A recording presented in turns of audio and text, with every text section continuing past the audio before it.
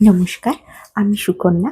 কিছু কথা কিছু গল্পের সাথে আজ তোমাদের বানিয়ে দেখাবো জিভে গজা, যার মধ্যে রয়েছে আমার ছোটবেলার স্মৃতি।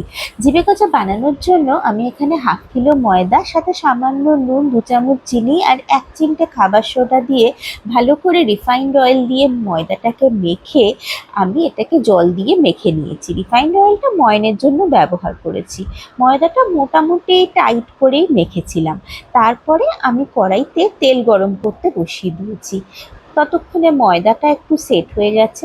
ময়দাটাকে আমি ছোট ছোট লেচির মতো করে কেটে ঠিক এই রকম সাইজে লম্বাটে লম্বাটে টাইপের বেলে নিয়েছি।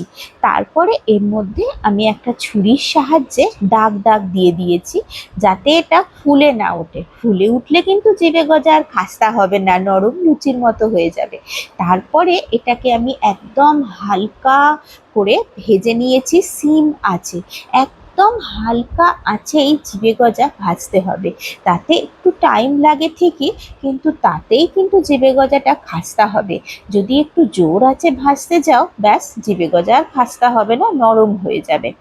এরপরে জিভে গজাটা রেখে দিয়ে, মানে ভাজা জিভে গজাগুলো রেখে দিয়ে, পাশে আমি কড়াইতে 2 কাপ চিনির সাথে 1 কাপ জল দিয়ে চিনির রস বানিয়ে নিয়েছি। রসটা বেশ গাঢ়, এবং একটু যখন রসটা ফুটে ঠান্ডা হয়ে আসবে, তখন ওই ভাজা জিভে গজাগুলো আমি ওর মধ্যে দিয়ে একটু সামান্য নেড়ে চেড়েই তুলে নেব। ব্যাস, আমার জিভে গজা একদম রেডি। এবার টেস্ট করার পালা। একদম সে ছোটবেলার মতন স্বাদ। আমাদের আগে যখন স্কুলে ছুটি পড়তো, আমার মা তখন কুচো নিমকি, জিভে গজা এ সমস্ত বানিয়ে রেখে দিত, যে আমি ঘুরে ফিরে খাবো সেই জন্য। আজ শাশুড়ি মায়ের গাইডেন্সে একদম মায়ের হাতের মতন তৈরি করেছি আমি জিভে গজা। আর যেরকম ক্রিস্পি হয়েছে সেরকম টেস্টিও হয়েছে। তাহলে আর দেরি কেন, তোমরাও বানিয়ে ফেলো চটপট জিভে গজা।